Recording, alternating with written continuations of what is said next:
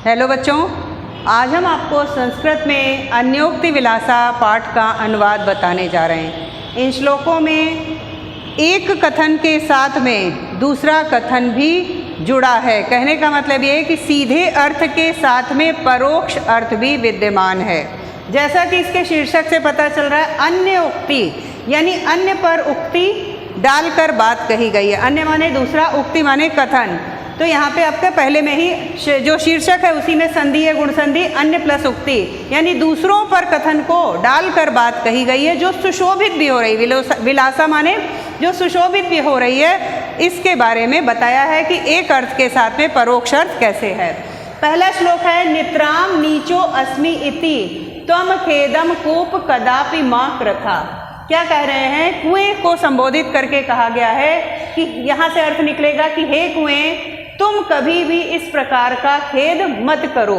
ठीक है, कदापि मां कृथा, कदापि माने कभी भी, मां माने मत, कृथा माने करो। हे कुएं, तुम कभी भी इस प्रकार का खेद मत करो कि तुम अत्यधिक नीचे हो, यानी मैं अत्यधिक नीचा हूँ। कुआं जी ये चीज़ ना सोचे, अस्मि से पता चल रहा है कि मैं के संदर्भ में इसको कहना है कि हे कुएं, तुम कभी भी इस प्रकार का खेद मत करो कि मैं अत्यधिक नीचा हूँ। अर्थात ये नहीं सोचना चाहिए।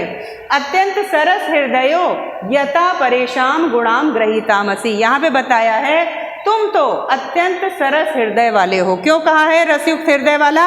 क्योंकि कुआं जो है वो जल से युक्त है, इसलिए कहा है कि तुम तो सरस हृदय वाले हो।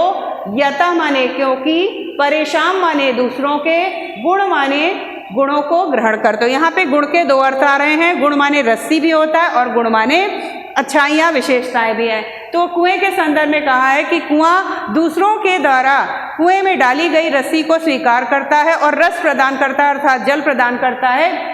इसलिए कहा है कि कुआं तुम तो बहुत रसयुक्त हृदय वाले हो क्योंकि तुम दूसरों के द्वारा दी गई गुण को यानी रस्सी को ग्रहण करते हो। परोक्ष अर्थ इसमें यह हो रहा है कि व्यक्ति वही महान होता है जो दूसरों के गुणों को, अच्छाइयों को भी ग्रहण करता है। यहाँ पे यही अन्य उक्ति है। ठीक है, दूसरा देखिए, नीर चीर विवेके हंसालस्यम त्वमेव तंशे चेत विश्वस्मिन अधुना अन्य कुलव्रतम पालिष्यति का। यहाँ पे हंस को संबोधित करके बात कही गई है कि हे हंस, अगर तुम भी आलस्य करते हो, है ना, यहाँ पे आएगा अर्थ बाद में, निर्चीर विवेक। हे हंस, अगर तुम भी दूध और पानी का निर्णय करने में, विवेक से मतलब यहाँ पे निर्णय लेंगे, बुद्धि भी होता है, विवेक माने भी, ठीक है, लेकिन यहाँ कह रहे हैं हे हंस, यदि तुम दूध और पानी का निर्णय करने में तुम ही, त्वमेव माने तुम ही, इसमें आलस्य करते हो, तो विश्व अस्मिन अधुना अन्य कुलव्रतम पालिष्यति का। तो इस विश्व में, अधुना माने यहाँ पे इसका संदर्भ लेंगे, अन्य माने दूसरा, विश्व, अस्मिन माने इस, है ना, अस्मिन माने इस हो जाएगा, अधुना माने अब, है ना। तो कह रहे हैं कि हे हंस, फिर इस विश्व में अब दूसरा कौन होगा जो कुलव्रत का पालन करेगा। समझ लीजिए इसको आराम से कि कह रहे हैं हंस को कि हे हंस, अगर तुम भी दूध और पानी का निर्णय करने में आलस्य करते हो तो इस विश्व में अब ऐसा दूसरा कौन होगा जो कुलव्रत का पालन करेगा। अस्मिन माने इस, अधुना माने अब, अन्य माने दूसरा। क्लियर हो गया? पालिष्यति माने पालन करेगा, का माने कौन। क्लियर हो गया?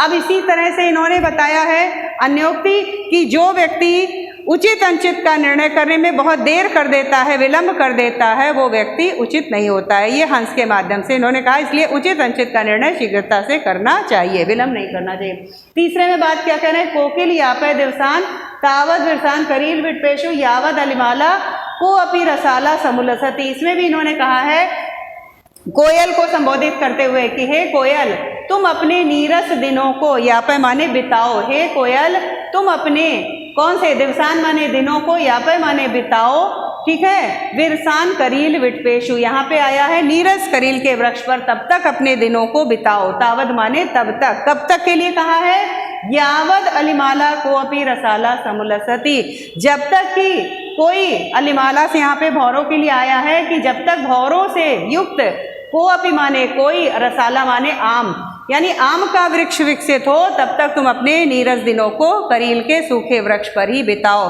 अन्योक्ति ये कही गई है कि सुख के दिन की आशा में दुख के दिनों को भी किसी प्रकार व्यतीत कर लेना चाहिए। तो यहाँ पर पूरी बात कोयल को संबोधित करके कही है और मनुष्यों को संदेश दिया है कि सुख के दिन की आशा में दुख के दिनों को भी बिता लेना चाहिए। क्लियर हो रहा होगा। आगे देखते हैं चौथे वाले में, रे रे चातक सावधान मनसा मित्र क्षणम श्रूयताम। इसमें चातक पक्षी को संबोधित करके सारी बात कही गई है कि हे चातक पक्षी, सावधान मनसा, मनसा माने मन से, सावधान मन से क्षण भर के लिए सुनो, श्रूयताम माने सुनो मेरी बात को। अंबोधा बहवो वसंती गगने, यहाँ से अर्थ निकलेगा आकाश में, अंबोधा माने बादल, बहुत से, बहवो माने बहुत से, आकाश में बहुत से बादल होते हैं, निवास करते हैं। सर्वे अपि नैतादृशा, सभी एक जैसे नहीं होते हैं या ऐसे नहीं होते हैं। ठीक है, यहाँ पे ये कह रहे हैं न ऐतादृशा, यहाँ पे वृद्धि संधि है कि सभी इस प्रकार के नहीं होते हैं। केचिद वृष्टि भी आर्द्यंती, केचिद माने कुछ तो, वृष्टि भी माने वर्षा से, आर्द्यंती माने सिंचित कर देते हैं या भिगो देते हैं, वसुधा माने धरती को, कुछ तो अपनी उदारता पूर्वक वर्षा से धरती को सिंचित करते हैं, आर्द्र करते हैं, भिगोते हैं। गर्जंती केचिद वृथा, यानी कुछ लोग, कुछ बादल जो है व्यर्थ ही गरजते रहते हैं। यम यम पश्यसि तस्य तस्य पुरतो माँ ब्रूहि दीनम वचा, इसलिए यम यम माने जिस जिस को, पश्यसि माने देखते हो, तस्य तस उसके उसके सामने, पुरतो माने सामने, माँ ब्रूहि दीनम वचा, दीन वचन मत बोलो। कहने का तात्पर्य है कि समाज में हर प्रकार के लोग होते हैं, लेकिन हर किसी से याचना करना उचित नहीं होता है। तो ये बात इन्होंने किसको समझाया है? चातक के माध्यम से अन्योक्ति कही है। क्लियर हो गया होगा। पांचवें में देखिए, इसमें स्वर्ण के माध्यम से क्या कह रहे हैं? नावे ताड़नाथ तापनाथ वहनी मध्य नावे विक्रयात क्लिश्यमानो अहमस्मि। स्वर्ण के माध्यम से इन्होंने कहा है कि गुणवान व्यक्ति की कितनी भी परीक्षा ले ली जाए, लेकिन उसकी तुलना किसी निम्न कोटि के व्यक्ति से नहीं करनी चाहिए। तो यही चीज इन्होंने कहा है कि स्वर्ण दुखी है, वो कह रहा है कि मैं नावे ताड़नाथ तापनाथ वहनी मध्य, कि मैं आग के बीच में, वहनी माने आग, मध्य माने बीच में, आग के बीच में तपाए जाने से, ठीक है, तापनाथ माने तपाए जाने से, ताड़नाथ और उसके बाद पीटे जाने से मैं दुखी नहीं होता हूँ। ठीक है, नावे विक्रयात क्लिश्यमानो अहमस्मि, यहाँ से अर्थ निकलेगा, और अथवा ना ही बेचे जाने से मैं जरा भी दुखी नहीं होता हूँ। वह जहाँ पे लगा इसका मतलब है अथवा, कि स्वर्ण कह रहा है कि मैं तो अग्नि के बीच में, ना तो तपाए जाने से, ना पीटे जाने से, अथवा ना ही बेचे जाने से मैं जरा भी दुखी नहीं होता हूँ। सुवर्ण से मैं मुख्य दुखम तदेका, मुझ सोने का केवल एक ही दुख है, या तो माम जना गुंजया तोलयंती, कि लोग मुझे, छोटी सी रत्ती होती है तो उसी रत्ती से तोलते हैं, ये चीज हमारे लिए उचित नहीं है, यही हमारे लिए है दुखद बात है। तो स्वर्ण कहता है मुझ स्वर्ण का एक यही दुख है कि लोग मुझे रत्ती से तोलते हैं, अर्थात सोने को तौलने के लिए सबसे छोटा बाट प्रयोग में किया जाता है। उसी प्रकार से गुणवान व्यक्ति की कितनी भी परीक्षा ले ली जाए, लेकिन उसकी तुलना कभी भी निम्न कोटि के व्यक्तियों से नहीं करनी चाहिए। तो मेरे विचार से आज आप लोगों को यह श्लोक का अनुवाद समझ में आ गया होगा। धन्यवाद।